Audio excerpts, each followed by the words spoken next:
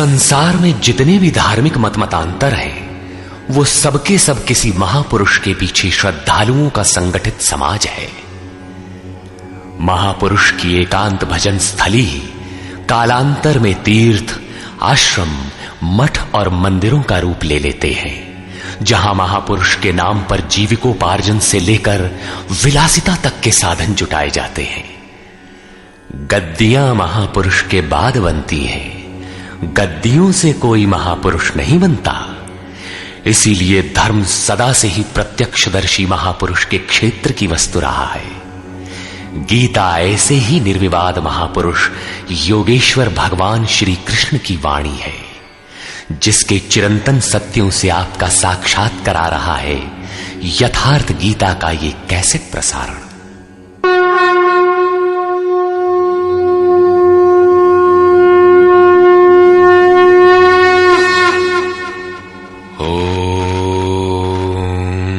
श्री परमात्मने नमः।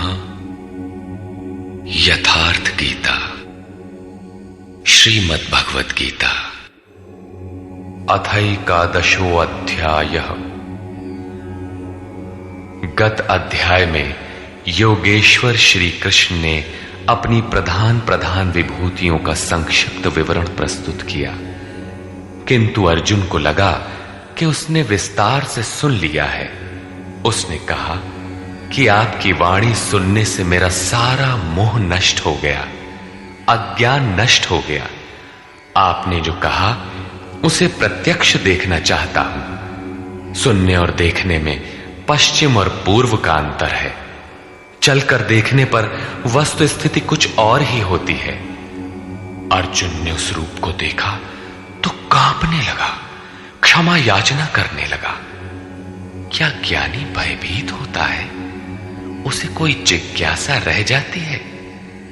नहीं, बौद्धिक स्तर की जानकारी सदैव धूमिल रहती है।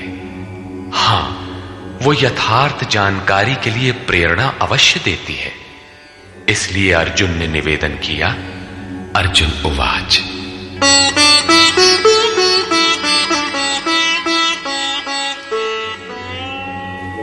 मदनुग्रहाय परमं गुह्यमध्यात्मसंगीतं यत्त्वयोक्तं वचस्तेन मोहोऽयं विगतो मम। भगवान, मुझ पर अनुग्रह करने के लिए जो आपके द्वारा गोपनीय अध्यात्म में प्रवेश दिलाने वाला उपदेश कहा गया, उससे मेरा ये अज्ञान नष्ट हो गया, मैं ज्ञानी हो गया। भवाप्ययौ हि भूतानां श्रुतौ विस्तरशो मया त्वत्तः कमलपत्राक्ष माहात्म्यमपि चाव्ययम्। कि हे कमल नेत्र, मैंने भूतों की उत्पत्ति और प्रलय आपसे विस्तार पूर्वक सुना है तथा आपका अविनाशी प्रभाव भी सुना है। एवमेतद्यथार्थत्वम् आत्मानं परमेश्वर द्रष्टुमिच्छामि ते रूपम् ऐश्वरं पुरुषोत्तम।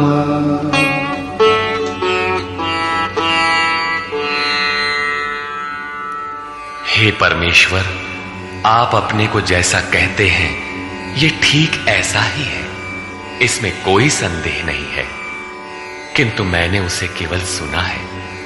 अतः हे पुरुषोत्तम, उस ऐश्वर्य युक्त स्वरूप को मैं प्रत्यक्ष देखना चाहता हूं।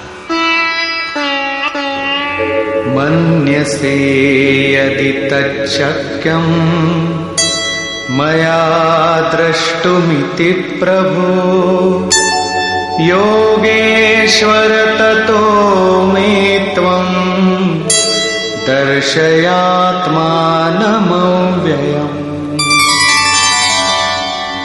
हे प्रभु, मेरे द्वारा आपका वो रूप देखा जाना संभव है। यदि आप ऐसा मानते हो तो योगेश्वर, आप अपने अविनाशी स्वरूप का मुझे दर्शन कराइए। इस पर योगेश्वर ने कोई प्रतिवाद नहीं किया, क्योंकि पहले भी वे स्थान स्थान पर कह आए हैं कि तू मेरा अनन्य भक्त और प्रिय सखा है। अतः बड़ी प्रसन्नता के साथ उन्होंने अपना स्वरूप दर्शाया। श्री भगवान उवाच। पश्य मे पार्थ रूपाणि शतशोऽथ सहस्रशः नानाविधानि दिव्यानि नानावर्णाकृतीनि च। पार्थ, मेरे सैकड़ों तथा हजारों नाना प्रकार के और नाना वर्ण तथा आकृति वाले दिव्य स्वरूप को देख।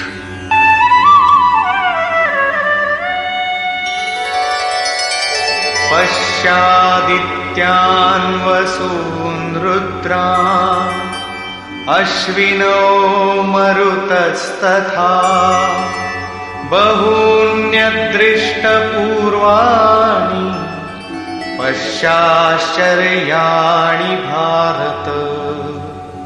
हे भारत, अदिति के 12 पुत्रों, 8 वसुओं, 11 रुद्रों, दोनों अश्विनी कुमारों और 49 मरुदगणों को देख, तथा अन्य बहुत से पहले तुम्हारे द्वारा कभी न देखे हुए आश्चर्यमय रूपों को देख।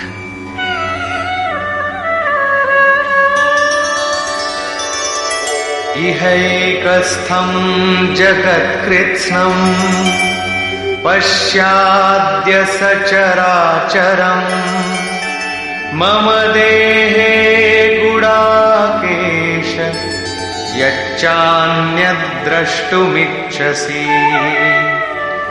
अर्जुन, अब मेरे इस शरीर में एक ही स्थान पर स्थित हुए चराचर सहित संपूर्ण जगत को देख, तथा और भी जो कुछ देखना चाहता है वो देख।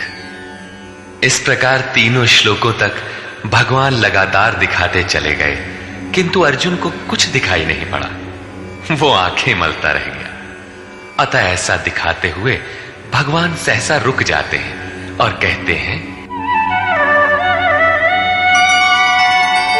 न तु मां शक्यसे द्रष्टुम् अनेनैव स्वचक्षुषा दिव्यं ददामि ते चक्षुः पश्य मे योगमैश्वरम्। अर्जुन, तू मुझे अपने नेत्रों द्वारा अर्थात बौद्धिक दृष्टि द्वारा देखने में समर्थ नहीं है, इसलिए मैं तुझे दिव्य अर्थात अलौकिक दृष्टि देता हूं, जिससे तू मेरे प्रभाव और योग शक्ति को देख। इधर योगेश्वर श्री कृष्ण के कृपा प्रसाद से अर्जुन को वही दृष्टि प्राप्त हुई, उसने देखा। और उधर योगेश्वर व्यास के कृपा प्रसाद से वही दृष्टि संजय को मिली थी। जो कुछ अर्जुन ने देखा, अक्षरशः वही संजय ने भी देखा और उसके प्रभाव से अपने को कल्याण का भागी बनाया। स्पष्ट है कि श्री कृष्ण एक योगी के समकक्ष है। संजय उवाच।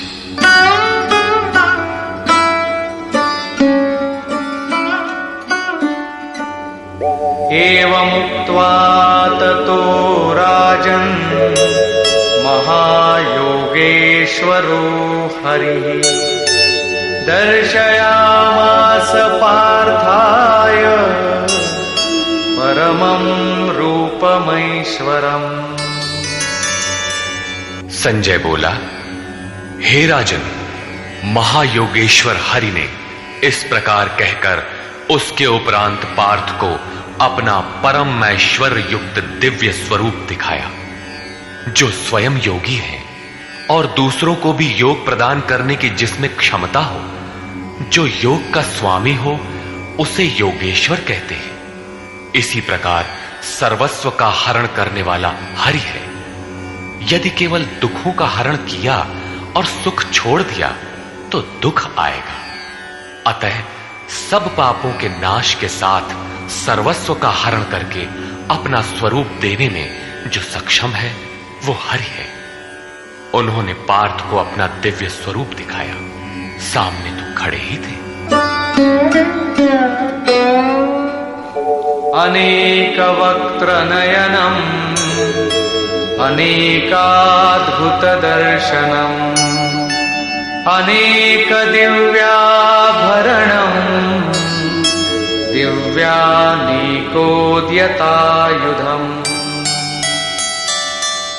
अनेक मुख और नेत्रों से युक्त, अनेक अद्भुत दर्शनों वाले, अनेक दिव्य भूषणों से युक्त और अनेक दिव्य शस्त्रों को हाथ से उठाए तथा दिव्यमाल्याम्बरधरम दिव्यगन्धानुलेपनम सर्वाश्चर्यमयं देवम् अनंतम विश्वतोमुखम। दिव्य माला और वस्त्रों को धारण किए हुए, दिव्य गंध का अनुलेपन किए हुए, सब प्रकार के आश्चर्यों से युक्त, सीमा रहित विराट स्वरूप परमदेव को दृष्टि मिलने पर अर्जुन ने देखा। दिवि सूर्य सहस्रस्य भवेद् युगपदुत्थिता यदि भासदृशी सा स्यात् भासस्तस्य महात्मनः। संजय बोला, हे राजन, आकाश में एक साथ 1000 सूर्यों के उदय होने से जितना प्रकाश होता है, वो भी विश्व रूप उन महात्मा के प्रकाश के सदृश कदाचित ही हो। यहां श्री कृष्ण महात्मा ही है, योगेश्वर थे।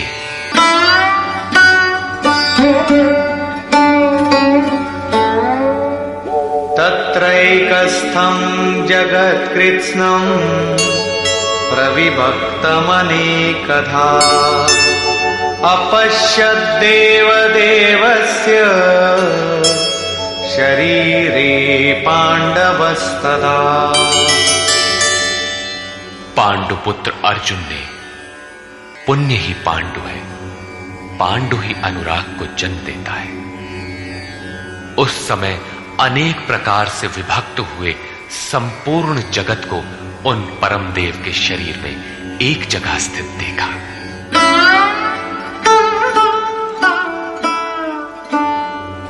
ततः स विस्मयाविष्टो हृष्टरोमा धनञ्जयः प्रणम्य शिरसा देवं कृताञ्जलिरभाषत। इसके पश्चात आश्चर्य से युक्त हर्षित रोमों वाला वो अर्जुन परमात्मा देव को शिर से प्रणाम कर हाथ जोड़कर बोला। यहां अर्जुन ने अंतःकरण से नमन किया और कहा, अर्जुन उवाच,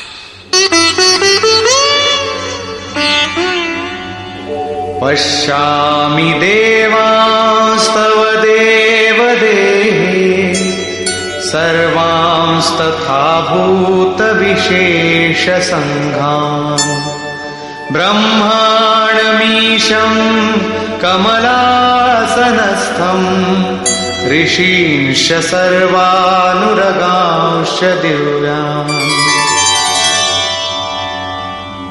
हे देव, आपके शरीर में मैं संपूर्ण देवों को तथा अनेक भूतों के समुदायों को, कमल के आसन पर बैठे हुए ब्रह्मा को, महादेव को, संपूर्ण ऋषियों को तथा दिव्य सर्पों को देखता हूं। यह प्रत्यक्ष दर्शन था, कोरी कल्पना नहीं। किंतु ऐसा तभी संभव है जब योगेश्वर पूर्णत्व प्राप्त महापुरुष हृदय से दृष्टि प्रदान करे। ये साधन गम्य है। अनेक बाहूदर वक्त्र नेत्रम् पश्यामि त्वां सर्वतोऽनन्तरूपम् नान्तं न मध्यं न पुनस्तवादिम् पश्यामि विश्वेश्वर विश्वरूप। विश्व के स्वामी, मैं आपको अनेक हाथ, पेट, मुख और नेत्रों से संयुक्त तथा सब ओर से अनंत रूपों वाला देखता हूं। हे विश्वरूप, न मैं आपके आदि को, न मध्य को और न अंत को ही देखता हूं, अर्थात आपके आदि, मध्य और अंत का निर्णय नहीं कर पा रहा हूं। किरीटिनं गदिनं चक्रिणं च तेजो राशिं सर्वतो दीप्तिमन्तम् पश्यामि त्वां दुर्निरीक्षं समन्तात् दीप्तानलार्कद्युतिमप्रमेयम्। मैं आपको मुकुट युक्त, गदा युक्त, चक्र युक्त, सब ओर से प्रकाशमान तेज पुंज स्वरूप, प्रज्वलित अग्नि और सूर्य के सदृश, देखने में दुष्कर अर्थात कठिनाई से देखा जाने वाला और सब ओर से बुद्धि आदि से ग्रहण न हो सकने वाला अप्रमेय देखता हूं। इस प्रकार संपूर्ण इंद्रियों से पूर्णतया समर्पित होकर योगेश्वर श्री कृष्ण को इस रूप में देखकर अर्जुन उनकी स्तुति करने लगा। त्वमक्षरं परमं वेदितव्यम् त्वमस्य विश्वस्य परं निधानम् त्वमव्ययः शाश्वतधर्मगोप्ता सनातनस्त्वं पुरुषो मतो मे। भगवान, आप जानने योग्य परम अक्षर अर्थात अक्षय परमात्मा है। आप इस जगत के परम आश्रय हैं। आप शाश्वत धर्म के रक्षक हैं तथा आप अविनाशी सनातन पुरुष हैं, ऐसा मेरा मत है। आत्मा का स्वरूप क्या है? शाश्वत है, सनातन है, अव्यक्त रूप है, अविनाशी है। यहां कृष्ण का क्या स्वरूप है? वही शाश्वत, सनातन, अव्यय, अविनाशी, अर्थात प्राप्ति के पश्चात महापुरुष भी उसी आत्म भाव में स्थित होता है। तभी तो भगवान और आत्मा एक ही लक्षण वाले। अनादिमध्यान्तमनन्तवीर्यम् अनन्तबाहुं शशिसूर्यनेत्रम् पश्यामि त्वां दीप्तहुताशवक्त्रम् स्वतेजसा विश्वमिदं तपन्तम्। हे परमात्मन, मैं आपको आदि, मध्य और अंत से रहित, अनंत सामर्थ्य से युक्त, अनंत हाथों वाला, चंद्रमा और सूर्य रूपी नेत्रों वाला तथा प्रज्वलित अग्नि रूपी मुख वाला तथा अपने तेज से इस जगत को तपाते हुए देखता हूं।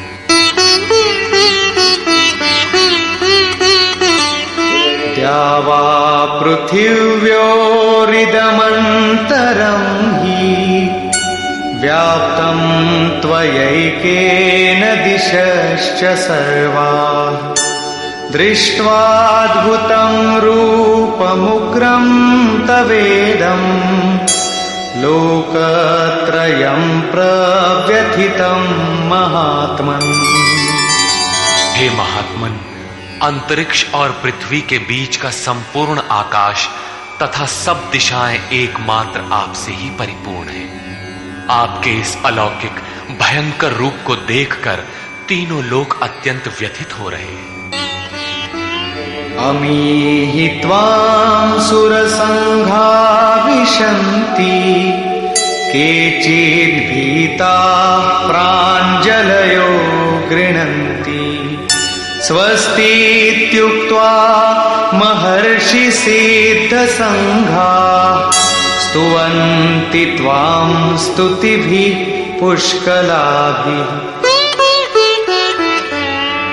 वे देवताओं के समूह आप में ही प्रवेश कर रहे हैं और कई एक भयभीत होकर हाथ जोड़े हुए आपके गुणों का गान कर रहे हैं। महर्षि और सिद्धों के समुदाय स्वस्ति वाचन अर्थात कल्याण हो ऐसा कहते हुए संपूर्ण स्तोत्रों द्वारा आपकी स्तुति कर रहे हैं। रुद्रादित्या वसवो ये च साध्या विश्वेश्विनो मरुतश्चोष्मपाश्च गन्धर्वयक्षासुरसिद्धसङ्घा वीक्षन्ते त्वां विस्मिताश्चैव सर्वे। रुद्र, आदित्य, वसु, साध्य, विश्वदेव, अश्वनी कुमार, वायुदेव और पितरों तथा गंधर्व, यक्ष, राक्षस और सिद्धों के समुदाय सभी आश्चर्य से आपको देख रहे हैं, अर्थात देखते हुए भी समझ नहीं पा रहे, क्योंकि उनके पास वो दृष्टि ही नहीं है। कृष्ण ने पीछे बताया था कि आसुरी स्वभाव वाले लोग मुझे तुच्छ कहकर संबोधित करते हैं, सामान्य मनुष्य जैसा मानते हैं, जबकि मैं परम भाव में परमेश्वर रूप में स्थित हूं।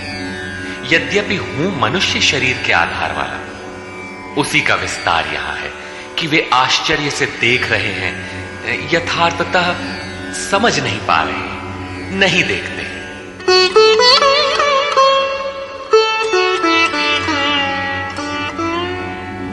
रूपं महत्ते बहुवक्त्र नेत्रम् महाबाहो बहुबाहुरुपादम् बहूदरं बहुदंष्ट्राकरालम् दृष्ट्वा लोका प्रव्यथितास्तथाहम्। महाबाहु, कृष्ण महाबाहु है और अर्जुन भी। प्रकृति से परे महान सत्ता में जिसका कार्य क्षेत्र हो वो महाबाहु है। कृष्ण महानता के क्षेत्र में पूर्ण है, अधिकतम सीमा में है। अर्जुन उसी की प्रवेशिका में है, मार्ग में है। मंजिल मार्ग का दूसरा छोर ही तो है। महाबाहु योगेश्वर, आपके बहुत मुख और नेत्रों वाले, बहुत हाथ, जंघा और पैरों वाले, बहुत उदरों वाले, अनेक विकराल दाढ़ों वाले महान रूप को देखकर सब लोग व्याकुल हो रहे हैं तथा मैं भी व्याकुल हो रहा हूं। अब अर्जुन को कुछ भय हो रहा है कि श्री कृष्ण इतने महान हैं।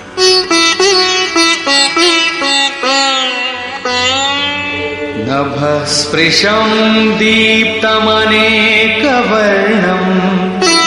व्याक्ताननं दीप्तविशालनेत्रम्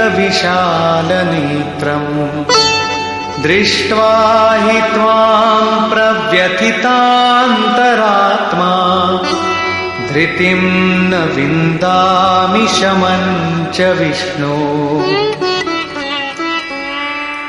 विश्व में सर्वत्र अणुरूप से व्याप्त हे विष्णु, आकाश को स्पर्श किए हुए प्रकाशमान अनेक रूपों से युक्त फैलाए हुए मुख और प्रकाशमान विशाल नेत्रों से युक्त आपको देखकर विशेष रूप से भयभीत अंतःकरण वाला मैं धैर्य और मन के समाधान रूपी शांति को नहीं पा रहा।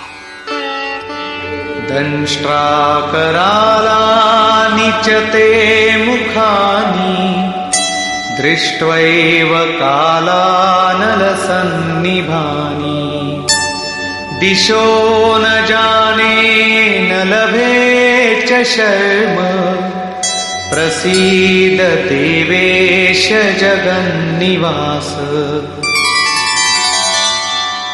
आपके विकराल दाढ़ों वाले और कालाग्नि के समान प्रज्वलित मुखों को देखकर मैं दिशाओं को नहीं जान पा रहा हूं।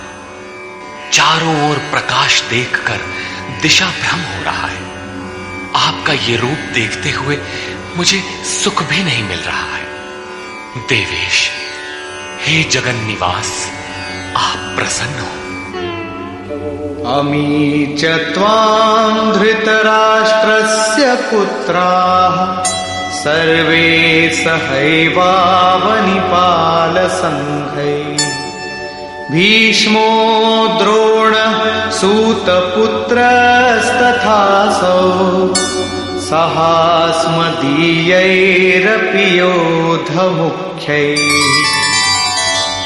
वे सभी धृतराष्ट्र के पुत्र राजाओं के समुदाय सहित आप में प्रवेश कर रहे हैं और भीष्म पितामह, द्रोणाचार्य तथा वो कर्ण जिससे अर्जुन बहुत भयभीत था, वो कर्ण एवं हमारी ओर के भी प्रधान योद्धाओं सहित सब के सब वक्त्राणि ते त्वरमाणा विशन्ति दंष्ट्राकरालानि भयानकानि केचिद्विलग्ना दशनान्तरेषु सन्दृश्यन्ते चूर्णितैरुत्तमाङ्गैः।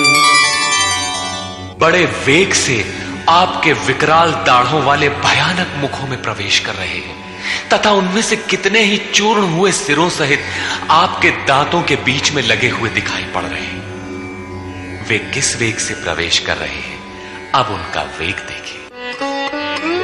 यथा नदीनां बहवोऽम्बुवेगाः समुद्रमेवाभिमुखा द्रवन्ति तथा तवामी नरलोकवीरा विशन्ति वक्त्राण्यभिविज्वलन्ति।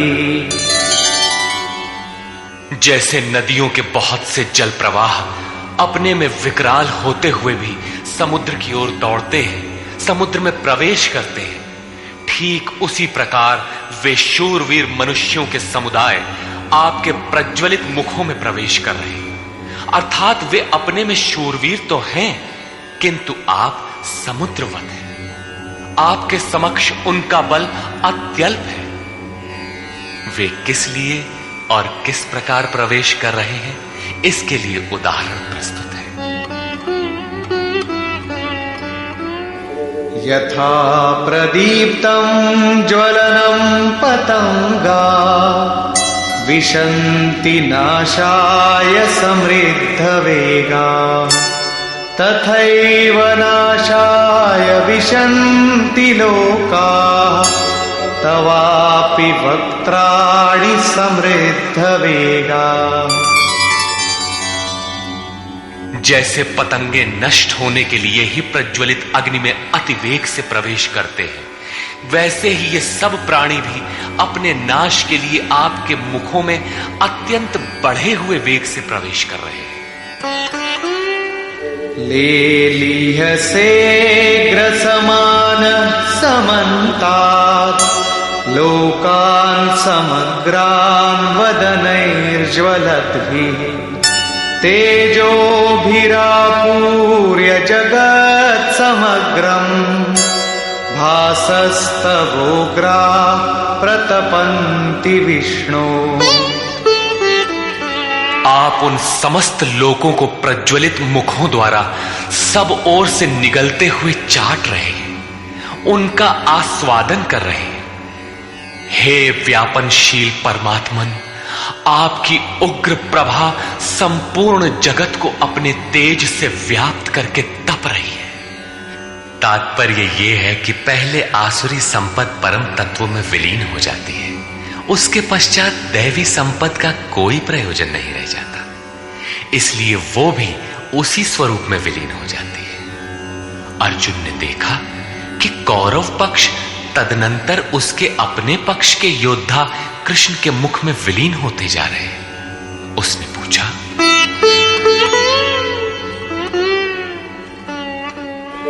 आख्याहि मे को भवानुग्र रूपो नमोस्तु ते देववर प्रसीद विज्ञातुमिच्छामि भवन्तमाद्यं न हि प्रजानामि तव प्रवृत्तिम्। मुझे बताइए कि भयंकर आकार वाले आप कौन हैं? हे देवों में श्रेष्ठ, आपको नमस्कार है। आप प्रसन्न हो। आदि स्वरूप, मैं आपको भली प्रकार जानना चाहता हूं। जैसे आप कौन हैं, क्या करना चाहते हैं? क्योंकि आपकी प्रवृत्ति अर्थात चेष्टाओं को नहीं समझ पा रहा हूं। इस पर योगेश्वर श्री कृष्ण बोले, श्री भगवान उवाच,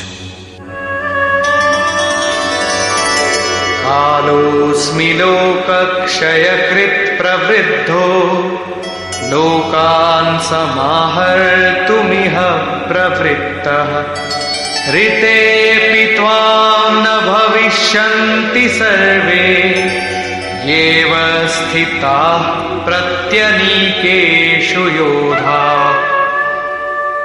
अर्जुन, मैं लोगों का नाश करने वाला बढ़ा हुआ काल हूं और इस समय इन लोगों को नष्ट करने के लिए प्रवृत्त हुआ हूं। प्रतिपक्षियों की सेना में स्थित जितने योद्धा हैं, वे सब तेरे बिना भी नहीं रहेंगे। वे जीवित नहीं बचेंगे, इसीलिए प्रवृत्त हुआ हूं। तस्मात्त्वमुत्तिष्ठ यशो लभस्व जित्वा शत्रून् भुङ्क्ष्व राज्यं समृद्धम् मयैवैते निहताः पूर्वमेव निमित्तमात्रं भव सव्यसाचिन्। इसलिए अर्जुन, तू युद्ध के लिए खड़ा हो, यश प्राप्त कर, शत्रुओं को जीत, समृद्धि संपन्न राज्य को भोग। ये सब शूरवीर मेरे द्वारा पहले से ही मारे हुए हैं। सव्यसाचिन, तू केवल निमित्त मात्र बन। प्रायः सर्वत्र कृष्ण ने कहा है कि वो परमात्मा न कुछ स्वयं करता है, न कराता है, न संयोग ही जोड़ता है। मोहावृत्ति बुद्धि के कारण ही लोग कहते हैं कि परमात्मा कराता है, किंतु यहां वे स्वयं ताल ठोक कर खड़े हो जाते हैं कि अर्जुन, करता धरता तो मैं, मेरे द्वारा ये लोग पहले से ही मारे हुए, तू खड़ा भर हो, यश ले ले। ऐसा इसलिए है कि सो केवल भगतन हित लागी। अर्जुन उसी अवस्था को प्राप्त कर चुका था कि भगवान स्वयं ताल ठोक कर खड़े हो गए। अनुराग ही अर्जुन है। अनुरागी के लिए भगवान सदैव खड़े हैं। उन्हीं के कर्ता है, रथी बन जाते हैं। यहां गीता में तीसरी बार साम्राज्य का प्रकरण आया है। पहले अर्जुन लड़ना नहीं चाहता था। उसने कहा कि पृथ्वी के धन धान्य संपन्न अकंटक साम्राज्य तथा देवताओं के स्वामीपन अथवा त्रैलोक्य के राज्य में भी मैं उस उपाय को नहीं देखता जो इंद्रियों को सुखाने वाले मेरे इस शोक को दूर कर सके। जब तड़पन बनी ही रहेगी तो हमें नहीं चाहिए। योगेश्वर ने कहा, इस युद्ध में हारोगे तो देवत्व और जीतने पर महामहिम की स्थिति मिलेगी। और यहां 11वें अध्याय में कहते हैं कि ये शत्रु मेरे द्वारा मारे गए हैं, तू निमित्त मात्र भर बन जा, यश को प्राप्त कर और समृद्ध राज्य को भोग। फिर वही बात, जिस बात से अर्जुन चौंकता है, जिसमें वो शोक मिटता हुआ नहीं देखता, क्या श्री कृष्ण फिर भी वही राज्य देंगे? नहीं, वस्तुतः विकारों के अंत के साथ परमात्म स्वरूप की स्थिति ही वास्तविक समृद्धि है, जो स्थिर संपत्ति है, जिसका कभी विनाश नहीं होता, राजयोग का परिणाम है। द्रोणं च भीष्मं च जयद्रथं च कर्णं तथान्यानपि योधवीरान् मया हतांस्त्वं जहिमा व्यथिष्ठा युध्यस्व जेतासि रणे सपत्नान्। इन द्रोण, भीष्म, जयद्रथ और कर्ण तथा अन्यान्य बहुत से मेरे द्वारा मारे हुए शूरवीर योद्धाओं को तू मार, भय मत कर। संग्राम के वैरियों को तू निश्चित जीतेगा, इसलिए युद्ध कर। यहां भी योगेश्वर ने कहा कि मेरे द्वारा मारे हुए इन मरे हुओं को तू मार। स्पष्ट किया कि मैं करता हूं, जबकि 5वें अध्याय के 13, 14 एवं 15 श्लोक में उन्होंने कहा था भगवान अकर्ता है। 18वें अध्याय में वे कहते हैं शुभ अथवा अशुभ प्रत्येक कार्य के होने में 5 माध्यम है: अधिष्ठान, कर्ता, करण, चेष्टा और दैव। जो कहते हैं कैवल्य स्वरूप परमात्मा करते हैं, वे अविवेकी हैं, यथार्थ नहीं जानते, अर्थात भगवान नहीं करते। ऐसा विरोधाभास क्यों? वस्तुतः प्रकृति और उस परमात्म पुरुष के बीच एक सीमा रेखा है। जब तक प्रकृति के परमाणुओं का दबाव अधिक रहता है, तब तक माया प्रेरणा देती है, और जब साधक उससे ऊपर उठ जाता है, ईश्वर, इष्ट अथवा सद्गुरु के कार्यक्षेत्र में प्रवेश प्राप्त कर लेता है। उसके बाद सद्गुरु, इष्ट, याद रहे प्रेरक के स्थान पर सद्गुरु, आत्मा, परमात्मा, इष्ट, भगवान पर्यायवाची, कुछ भी कहें, कहता भगवान ही है। हृदय से रथी हो जाता है, आत्मा से जागृत होकर उस अनुरागी साधक का स्वयं पथ संचालन करने लग जाता है। पूज्य महाराज जी कहते थे, हो जिस परमात्मा की हमें चाह है, वो जिस सतह पर खड़े हैं, उस सतह पर स्वयं उतरकर जब तक आत्मा से जागृत नहीं हो जाता, तब तक सही मात्रा में साधन का आरंभ नहीं होता। उसके बाद जो कुछ साधक से पार लगता है, वो उनकी देन है। साधक तो निमित्त मात्र होकर उनके संकेत और आदेश पर चलता भर रहता है। साधक की विजय उनकी देन है। ऐसे अनुरागी के लिए ईश्वर अपनी दृष्टि से देखता है, दिखाता है और अपने स्वरूप तक पहुंचाता है। यही श्री कृष्ण कहते हैं, मेरे द्वारा मारे हुए इन बैरियों को मार, निश्चय ही तुम्हारी विजय होगी, मैं जो खड़ा हूं। संजय उवाच।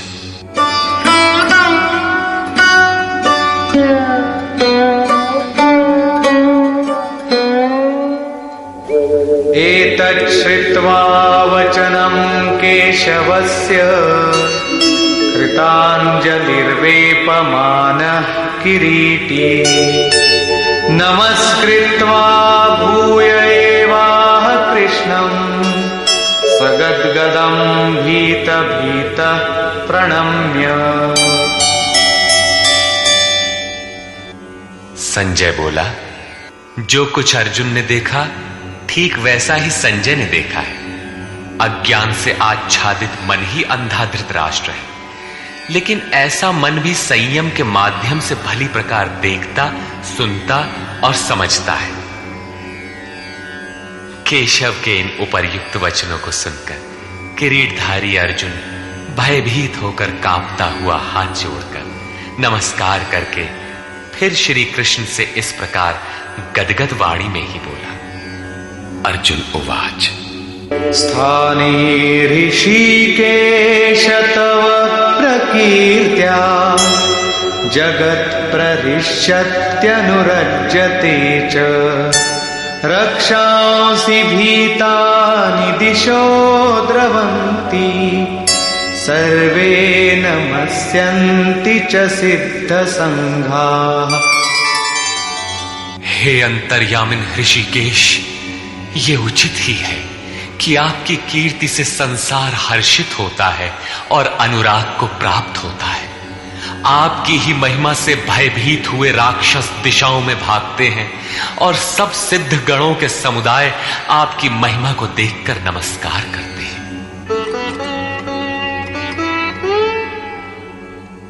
कस्माच्च तेन न मेरन्महात्मन् गरीयसे ब्रह्मणोऽप्यादिकर्त्रे अनंत देवेश जगन्निवास त्वमक्षरं सदसत्तत्परं यत्। हे महात्मन, ब्रह्मा के भी आदिकर्ता और सबसे बड़े, आपके लिए वे सब कैसे नमस्कार न करें, क्योंकि हे अनंत, हे देवेश, हे जगन्निवास, सत, असत और उनसे भी परे अक्षर अर्थात अक्षय स्वरूप आप ही हैं। अर्जुन ने अक्षय स्वरूप का प्रत्यक्ष दर्शन किया था। केवल बौद्धिक स्तर पर कल्पना करने या मान लेने मात्र से कोई ऐसी स्थिति नहीं मिलती जो अक्षय हो। अर्जुन का प्रत्यक्ष दर्शन उसकी आंतरिक अनुभूति है। उसने सविनय कहा, त्वमादिदेव पुरुषः पुराण त्वमस्य विश्वस्य परं निधानम् वेत्तासि वेद्यं च परं च धाम त्वया ततं विश्वमनन्तरूप।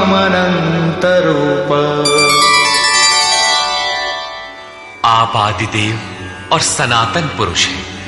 आप इस जगत के परम आश्रय और जानने वाले हैं, जानने योग्य हैं तथा परम धाम है। हे अनंत स्वरूप, आपसे ये संपूर्ण जगत व्याप्त है, आप सर्वत्र हैं। वायुर्यमोऽग्निर्वरुण शशाङ्कः प्रजापतिस्त्वं प्रपितामहश्च नमो नमस्तेऽस्तु सहस्रकृत्वः पुनश्च भूयोऽपि नमो नमस्ते। आप ही वायु, यमराज, अग्नि, वरुण, चंद्रमा तथा प्रजा के स्वामी ब्रह्मा और ब्रह्मा के भी पिता हैं। आपको हजारों बार नमस्कार है, फिर भी बार बार नमस्कार है। अतिशय श्रद्धा और भक्ति के कारण नमन करते हुए अर्जुन को तृप्ति नहीं हो रही है। वो कहता है, नमः पुरस्तादथ पृष्ठतस्ते नमोऽस्तु ते सर्वत एव सर्व अनन्तवीर्यामितविक्रमस्त्वं सर्वं समाप्नोषि ततोऽसि सर्वः। हे अत्यंत सामर्थ्य वाले, आपको आगे से और पीछे से भी नमस्कार हो। हे सर्वात्मन, आपको सब ओर से ही नमस्कार हो, क्योंकि हे अत्यंत पराक्रमशाली, आप सब ओर से संसार को व्याप्त किए हुए, इसलिए आप ही सर्वरूप और सर्वत्र हैं। इस प्रकार बार बार नमस्कार करके भयभीत अर्जुन अपनी भूलों के लिए क्षमा याचना करता है।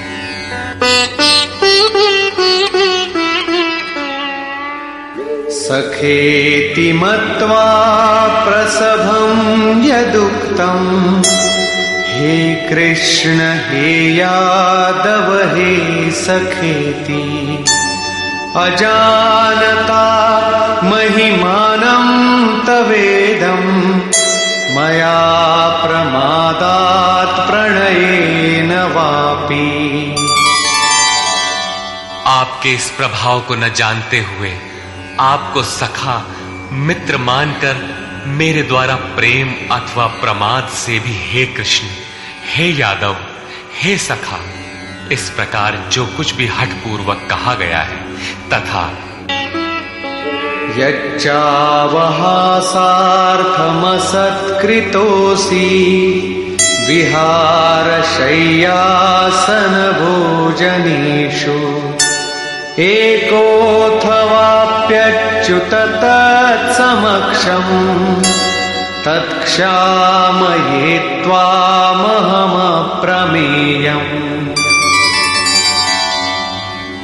हे अच्युत, जो आप हंसी के लिए विहार, शैया, आसन और भोजनादिकों में अकेले अथवा उन लोगों के सामने भी अपमानित किए गए हैं, वो सब अपराध अचिंत्य प्रभाव वाले आपसे मैं क्षमा कराता।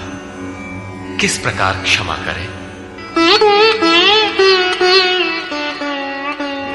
पितासि लोकस्य चराचरस्य त्वमस्य पूज्यश्च गुरुर्गरीयान् न त्वत्समोऽस्त्यभ्यधिकः कुतोऽन्यो लोकत्रयेऽप्यप्रतिमप्रभाव। आप इस चराचर जगत के पिता, गुरु से भी बड़े गुरु और अति पूजनीय हैं, जिसकी कोई प्रतिमा नहीं, ऐसे अप्रतिम प्रभाव वाले। आपके समान तीनों लोकों में दूसरा कोई नहीं है, फिर अधिक कैसे होगा? आप सखा भी नहीं, सखा तो समकक्ष होता है।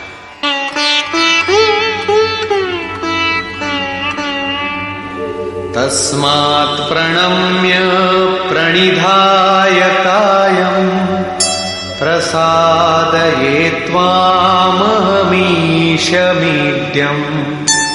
पितेव पुत्रस्य सखेव सख्युः प्रियः प्रियायार्हसि देव सोढुम्। आप चराचर के पिता हैं, इसलिए मैं अपने शरीर को भली प्रकार आपके चरणों में रखकर प्रणाम करके स्तुति करने योग्य आप ईश्वर को प्रसन्न होने के लिए प्रार्थना करता हूं।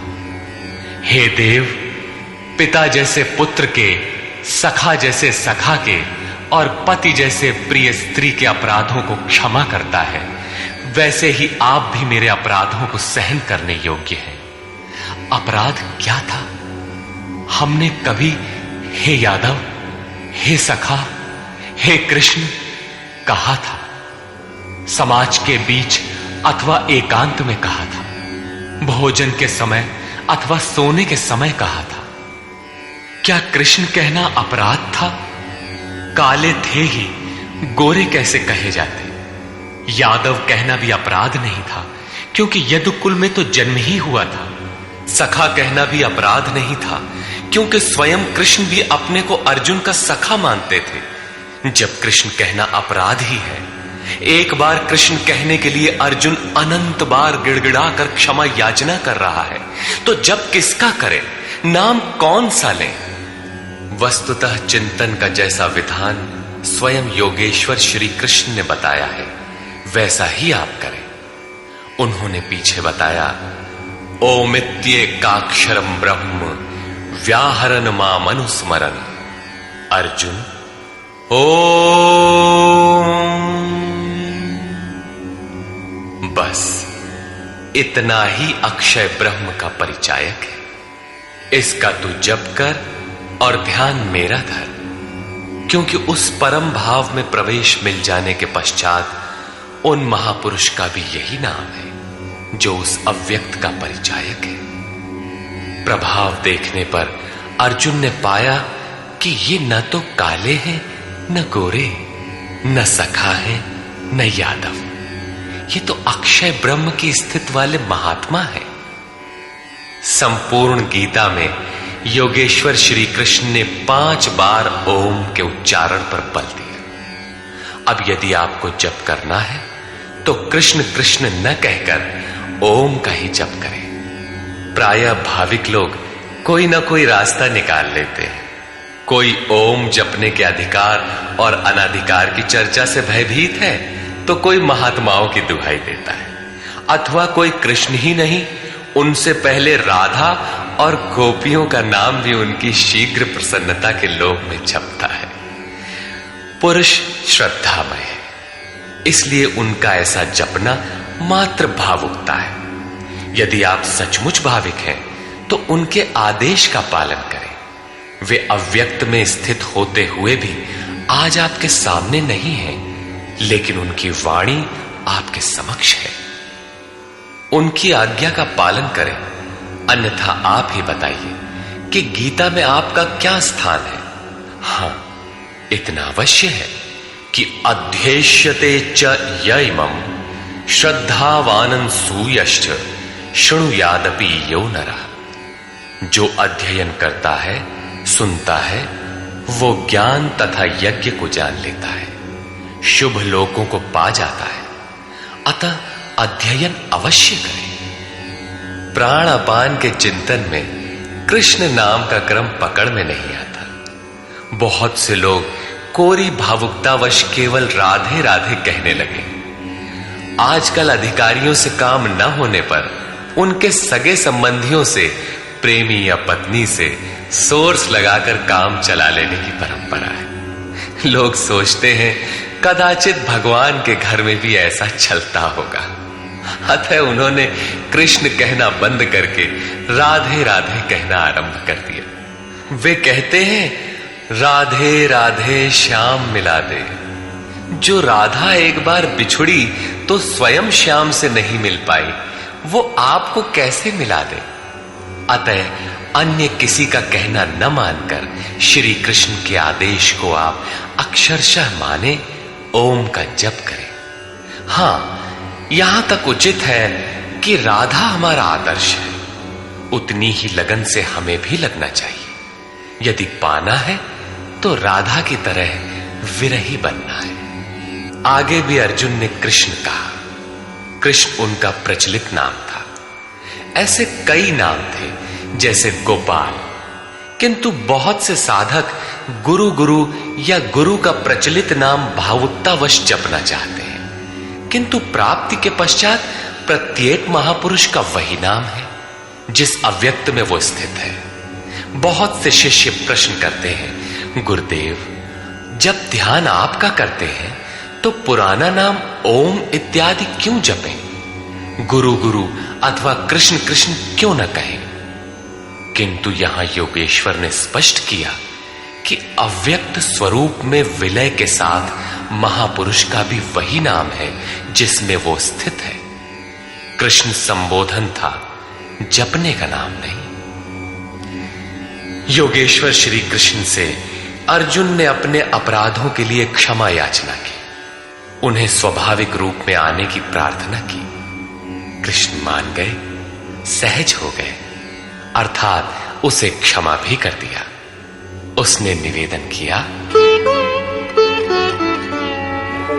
अदृष्टपूर्वं हृषितोऽस्मि दृष्ट्वा भयेन च प्रव्यथितं मनो मे तदेव मे दर्शय देवरूपम् प्रसीद देवेश जगन्निवास। अभी तक अर्जुन के समक्ष योगेश्वर विश्व रूप में है, अतः वो कहता है कि मैं पहले न देखे हुए आपके इस आश्चर्यमय रूप को देखकर हर्षित हो रहा, तथा मेरा मन भय से अति व्याकुल भी हो रहा है। पहले तो सखा समझता था, धनुर्विद्या में कदाचित अपने को कुछ आगे ही पाता था, किंतु अब प्रभाव देखकर भय हो रहा है। पिछले अध्याय में प्रभाव सुनकर वो अपने को ज्ञानी मानता था। ज्ञानी को कहीं भय नहीं होता है। वस्तुतः प्रत्यक्ष दर्शन का प्रभाव ही विलक्षण होता है। सब कुछ सुन लेने और मान लेने के बाद भी सब कुछ चलकर जानना शेष ही रहता है। वो कहता है, पहले न देखे हुए आपके इस रूप को देखकर मैं हर्षित हो रहा हूं, मेरा मन भय से व्याकुल भी हो रहा है। अतः हे देव, आप प्रसन्न हो। हे देवेश, हे जगन्निवास, आप अपने उस रूप को ही मुझे दिखाइए। कौन सा रूप? किरीटिनं गदिनं चक्रहस्तम् इच्छामि त्वां द्रष्टुमहं तथैव। तेनैव रूपेण चतुर्भुजेन सहस्रबाहो भव विश्वमूर्ते। मैं आपको वैसे ही, अर्थात पहले की ही तरह सिर पर मुकुट धारण किए हुए, हाथ में गदा और चक्र लिए हुए देखना चाहता हूं। इसलिए हे विश्वरूप, हे सहस्त्र बाहु, आप अपने उसी चतुर्भुज स्वरूप में होइए। कौन सा रूप देखना चाहा? चतुर्भुज रूप? अब देखना है कि चतुर्भुज रूप है क्या। श्री भगवान उवाच।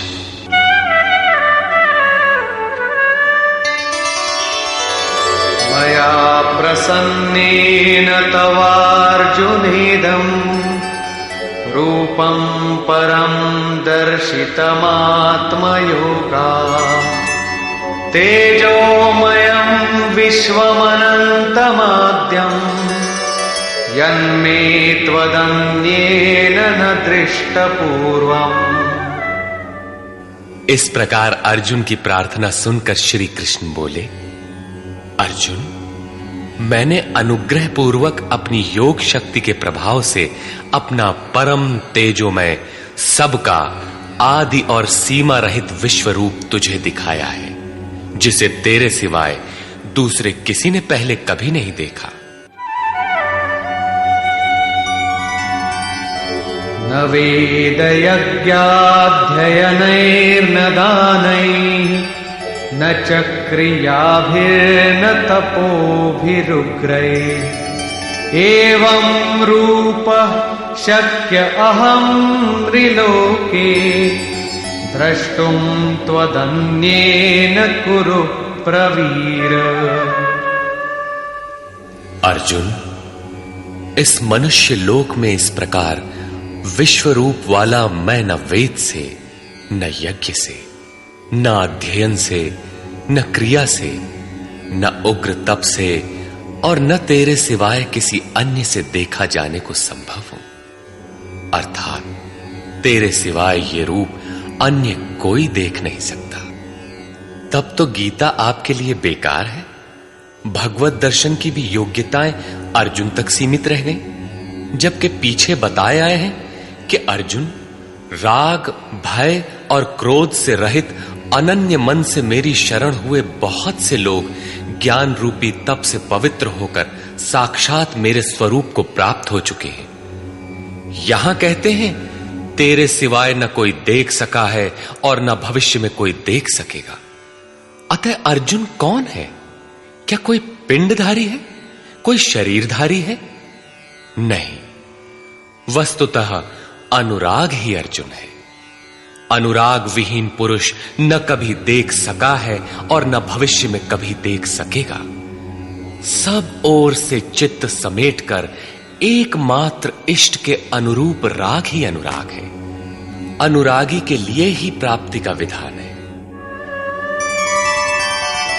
माते व्यथा मा च विमूढ़ भावो दृष्ट्वा रूपं घोरमीद्रिं ममेदम् व्यपेतभिप्रीतमनाः पुनस्त्वं तदेव मे रूपमिदं प्रपश्य। इस प्रकार के मेरे इस विकराल रूप को देखकर तुझे व्याकुलता न हो और मूढ़ भाव भी न हो कि घबराकर अलग हो जाओ। अब तू भय रहित और प्रीति युक्त मन से उसी मेरे इस रूप को अर्थात चतुर्भुज रूप को फिर देख। संजय उवाच। इत्यर्जुनं वासुदेवस्तथोक्त्वा स्वकं रूपं दर्शयामास भूयः आश्वासयामास च भीतमेनम् भूत्वा पुनः सौम्य वपुर्महात्मा। संजय बोला, सर्वत्र वास करने वाले देव उन वासुदेव ने अर्जुन से इस प्रकार कहकर फिर वैसे ही अपने रूप को दिखाया। फिर महात्मा कृष्ण ने सौम्य वपुः अर्थात प्रसन्न होकर भयभीत अर्जुन को धैर्य दिया। अर्जुन बोला, अर्जुन उवाच,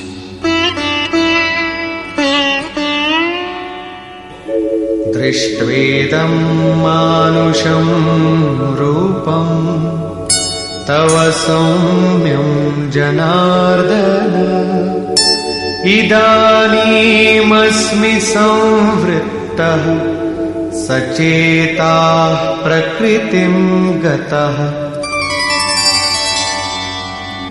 जनार्दन, आपके इस अत्यंत शांत मनुष्य रूप को देखकर अब मैं प्रसन्न चित्त हुआ और अपने स्वभाव को प्राप्त हो गया। अर्जुन ने कहा था कि भगवान, अब आप मुझे उसी चतुर्भुज स्वरूप का दर्शन कराइए। योगेश्वर ने कराया भी, किंतु अर्जुन ने जब देखा तो क्या पाया? मानुषम रूपम, मनुष्य के रूप को देखा। वस्तुतः प्राप्ति के पश्चात महापुरुष ही चतुर्भुज और अनंत भुज कहलाते हैं।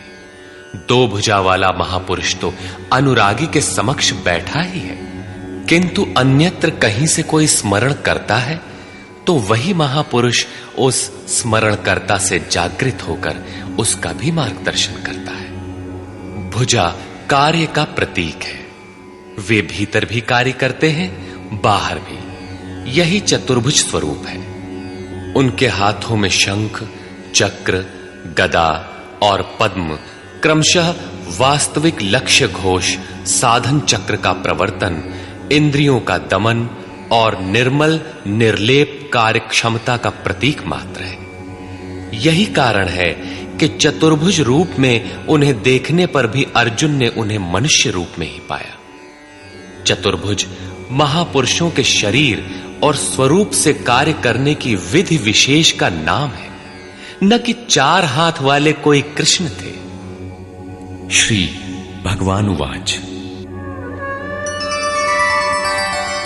सुदुर्दर्शमिदं रूपं दृष्टवानसि यन्मम देवाप्यस्य रूपस्य नित्यं दर्शनकांक्षिणः।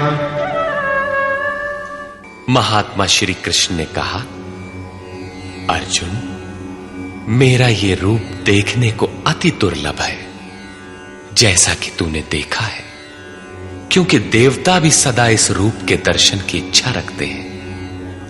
वस्तुतः सभी लोग संत को पहचान ही नहीं पाते। पूज्य सत्संगी महाराज अंतः प्रेरणा वाले पूर्ण महापुरुष थे, लेकिन उन्हें लोग पागल समझते रहे। किसी किसी पुण्यात्मा को आकाशवाणी हुई कि ये सद्गुरु हैं। केवल उन्होंने उन्हें हृदय से पकड़ा, उनके स्वरूप को पाया और अपनी गति पा ली। यही श्री कृष्ण कहते हैं कि जिनके हृदय में दैवी संपद जागृत है, वे देवता भी सदा इस रूप के दर्शन की आकांक्षा रखते हैं। तो क्या यज्ञ, दान अथवा वेदाध्ययन से आप देखे जा सकते हैं? वे महात्मा कहते हैं, नाहं वेदैर्न तपसा न दानेन न चेज्जया शक्य एवं विधो द्रष्टुम् दृष्टवानसि मां यथा। न वेदों से, न तप से, न दान से और न यज्ञ से मैं इस प्रकार देखा जाने को सुलभ हूं जिस प्रकार तूने देखा है। तब क्या आपको देख पाने का कोई उपाय नहीं है? वे महात्मा कहते हैं, एक उपाय है। भक्त्या त्वनन्यया शक्य अहमेवं विधोऽर्जुन ज्ञातुं द्रष्टुं च तत्त्वेन प्रवेष्टुं च परन्तप। हे श्रेष्ठ तप वाले अर्जुन, अनन्य भक्ति द्वारा अर्थात सिवाय मेरे अन्य किसी देवता का स्मरण न करते हुए अनन्य श्रद्धा से तो मैं इस प्रकार प्रत्यक्ष देखने के लिए, तत्व से साक्षात जानने के लिए तथा प्रवेश करने के लिए भी सुलभ हूं। अर्थात उसकी प्राप्ति का एकमात्र सुगम माध्यम अनन्य भक्ति है। अंत में ज्ञान भी अनन्य भक्ति में परिणत हो जाता है, जैसा कि पीछे अध्याय 7 में द्रष्टव्य है।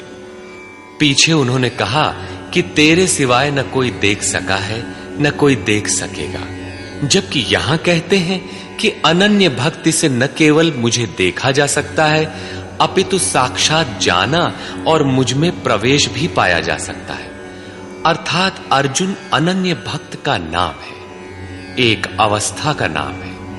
अनुराग ही अर्जुन है। अंत में योगेश्वर श्री कृष्ण कहते हैं,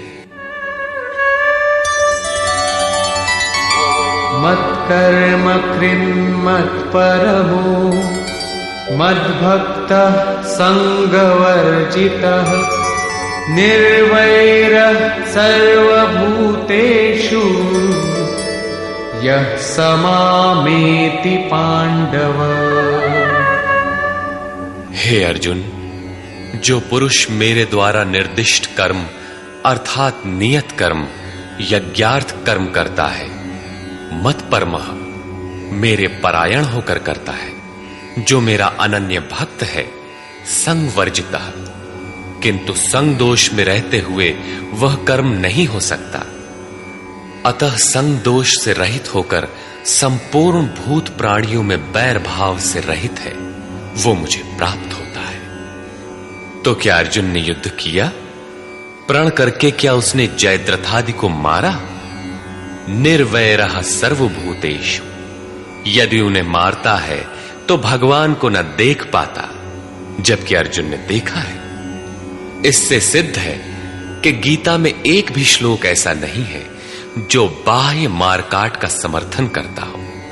जो निर्दिष्ट कर्म यज्ञ की प्रक्रिया का आचरण करेगा, जो अनन्य भाव से उनके सिवाय किसी का स्मरण तक नहीं करेगा, जो संग दोष से अलग रहेगा, तो युद्ध कैसा? जब आपके साथ कोई है ही नहीं तो आप युद्ध किससे करेंगे? संपूर्ण भूत प्राणियों में जो बैर भाव से रहित है, मन से भी किसी को सताने की कल्पना न करे, वही मुझे प्राप्त होता है।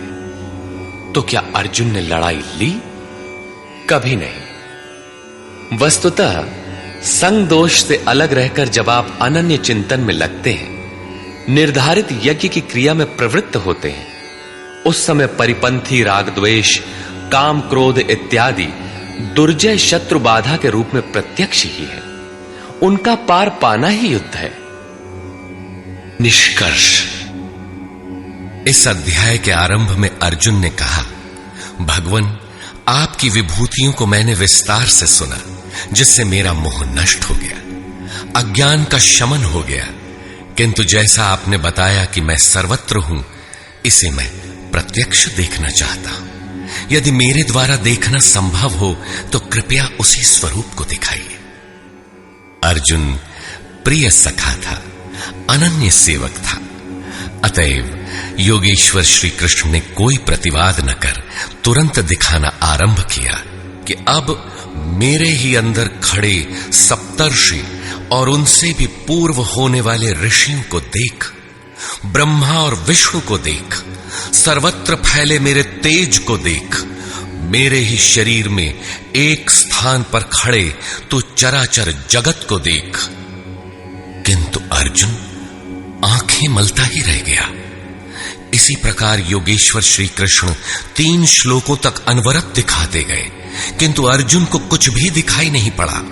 सभी विभूतियां योगेश्वर में उस समय थीं, किंतु अर्जुन को वे सामान्य मनुष्य जैसे ही दिखाई पड़ रहे थे। तब इस प्रकार दिखाते दिखाते योगेश्वर श्री कृष्ण सहसा रुक जाते हैं और कहते हैं, अर्जुन, इन आंखों से तू मुझे नहीं देख सकता, अपनी बुद्धि से तू मुझे परख नहीं सकता। लो, अब मैं तुझे वह दृष्टि देता हूं जिससे तू मुझे देख सकेगा। भगवान तो सामने खड़े ही थे। अर्जुन ने देखा, वास्तव में देखा। देखने के पश्चात क्षुद्र त्रुटियों के लिए क्षमा याचना करने लगा, जो वास्तव में त्रुटियां नहीं थीं। उदाहरण के लिए, भगवान, कभी मैंने आपको कृष्ण, यादव और कभी सखा कह दिया था, इसके लिए आप मुझे क्षमा करें। श्री कृष्ण ने क्षमा भी किया, क्योंकि अर्जुन की प्रार्थना स्वीकार कर वे सौम्य स्वरूप में आ गए, धीरज बंधाया।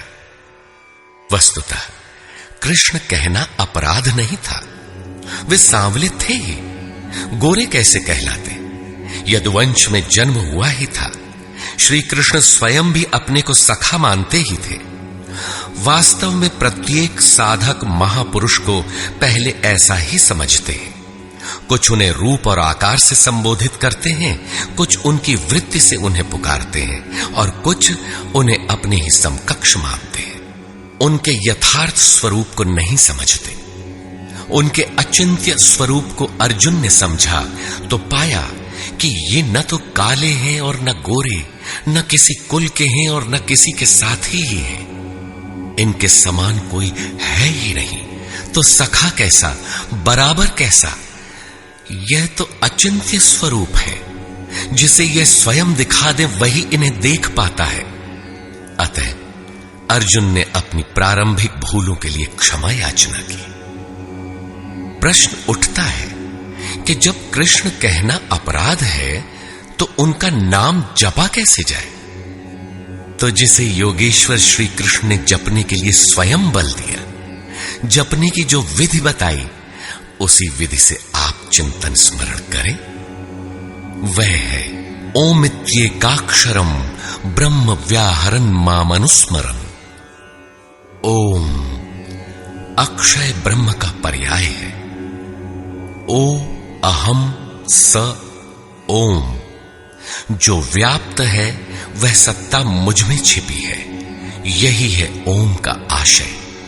आप इसका जप करें और ध्यान मेरा करें।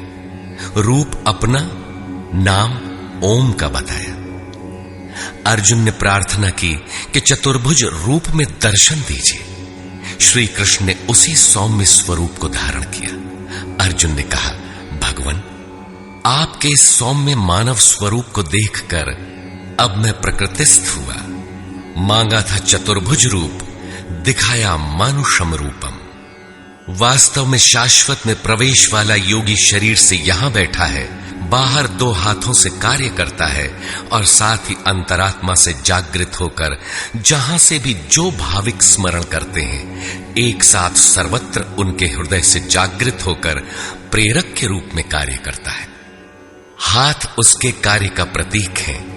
यही चतुर्भुज है। श्री कृष्ण ने कहा, अर्जुन, तेरे सिवाय मेरे इस रूप को न कोई देख सका और भविष्य में न कोई देख सकेगा।